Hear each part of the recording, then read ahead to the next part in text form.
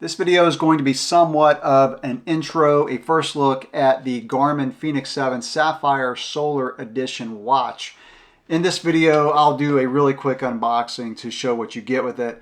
I'm going to talk about why you would want to use this over a smartwatch like an Apple Watch, a Google Watch, a Samsung Watch, and then I'll talk about why I'm going to be using this as my primary mountain bike computer going forward. So I went on Garmin's website and I looked at the wearables to find what I thought would be the most feature-rich, the best one for mountain biking, and I landed on the Fenix 7. Now, you can get the Fenix 7 in a few different varieties. This is, like I said, the Sapphire Solar Edition. Sapphire means it has a more durable glass. The Sapphire one also has 32 gigabytes of storage and it comes with preloaded maps. There is a regular Solar Edition that comes with 16 gigs of storage, does not have the Sapphire glass. And then there's a standard, which is not Sapphire, not Solar, which is also 16 gigs and not preloaded maps.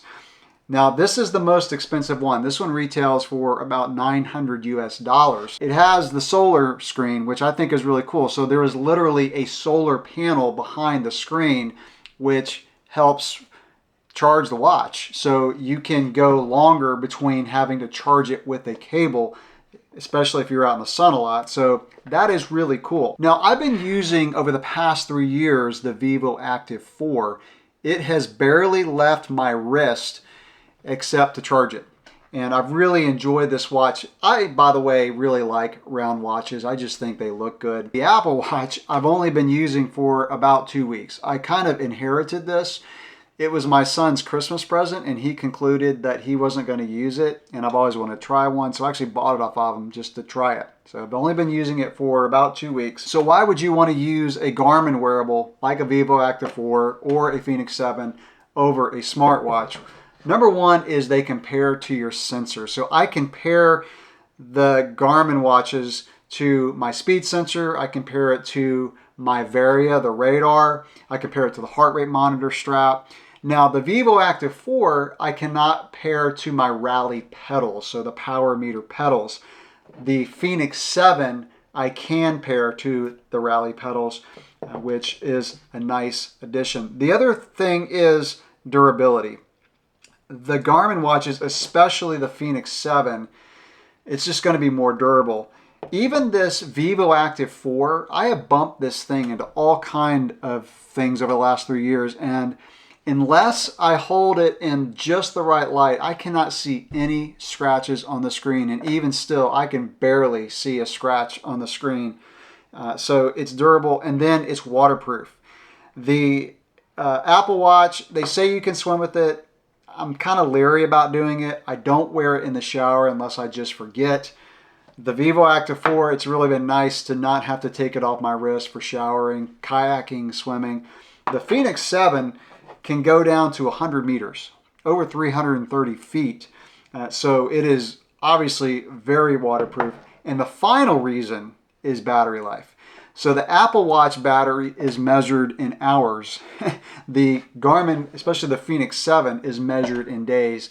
This thing you can get between 18 and 30 days of battery life if you're not using the GPS. And if you're using it as a GPS tracker, that's going to be reduced. But even still, you're definitely not charging it every day. So that's why you would want to use a wearable like the Fenix 7 or the Vivo Active 4 over a smartwatch like the Apple Watch. Now, these are considered smartwatches because you can get notifications on them and they've got a lot of smartwatch features. It's just you cannot text through it. You can get text messages, but you can't interact with your text messages or other messages, and you cannot make phone calls through it or receive phone calls. You can see the calls coming in, but you cannot talk through it like you can a smartwatch. So what I'm going to do now is I'm just going to take it out of the box.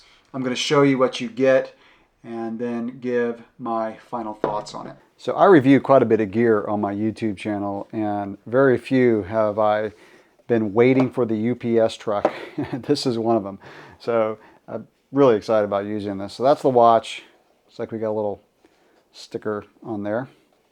So go ahead and pull that off. Now, another thing cool about this is it's got a touch screen and it's got buttons, so you can use either one. Again, this will not be a function video, not be a review, but I just want to show the watch and, like I said, just talk about why I've decided to go with this one. Oh, there we go. So it's got 5 buttons on the outside. Now, when I do my review of this, I'm going to approach it from a cyclist standpoint. This thing has so many features. Like you can do ski maps, running features, you've got swimming features. I'll use it for hiking too, by the way. So Garmin's have a proprietary charger, but that's probably because of the waterproofing of the watch. So that's the standard charger. I've got quite a few of these, and you can get these on Amazon, like non-Garmin branded ones, which I've done. 2 packs that are not that expensive. So we just get the owner's manual. So that's all you get, which is cool. I'll just real quick show kind of the setup. So we'll go with English and then pair with the phone, yes. And I'll go ahead and open up my Garmin app on my iPhone. Okay, so I've got the app open, and I know just by using this so many times, I'm going to go to Garmin devices, and I'm going to go to add a device. And then it's going to find it. Found it right away. Connect it, and then it'll take me through a little setup process. And by the way, what I found on iPhone is you need to leave this app open. In other words, you don't want to force close it. On Android, you could force close it and it would be fine. But on iPhone, I noticed you got to leave it open. It's got a little tutorial that you can go through, which is really nice because this has a lot more buttons, a lot more features than my Vivo Active 4. So I'm going to go through this little tutorial. So this is what the watch looks like when it's on, and I think it's a really good looking watch. It is slightly heavier, slightly taller than the Vivo Active 4. I don't know if you can see that in the video, but I can notice the weight is just a little bit more than the Vivo Active 4. But I really like the physical buttons. I was messing around with it. It was really easy to set up, by the way. Garmin Pay was easy to set up.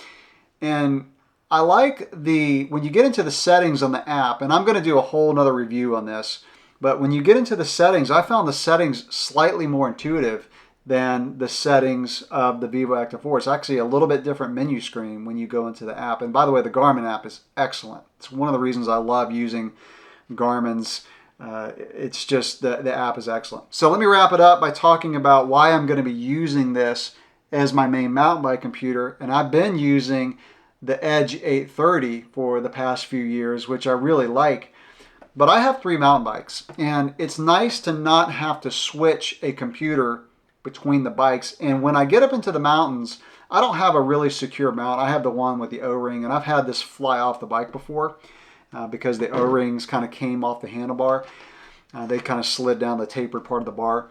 But it's just going to be really nice to not have to move a device between the different bikes. Another reason is since the watch is always on my wrist, I can always keep track of how charged it is. And if it's not charged enough, again, I can glance if that morning, know that I have to charge it before I go out on a ride and get it charged up for the ride. Now, the reason I think a watch is a good option for mountain biking versus road or gravel is you don't need to stare at the screen as much. So when I'm using a computer on my gravel bike, I may be using it for mapping, so following directions, or I may be doing intervals where I'm kind of monitoring my heart rate or my power. On the mountain bike, I don't really have to do that. I'm really just using it to glance down every once in a while to get a time or a distance, and then at the end of the ride to get my stats, have it upload to Strava, uploads to Garmin, which carries over to Strava. So it's really to track the rides, and like I said, just to get some data from time to time. So that's why, again, a watch for mountain biking makes a lot of sense. So I'm going to follow up this video in a month or so and basically do a full review of this watch because this is an excellent option for mountain biking. All kind of features for working out, your stats, your sleep, your body battery.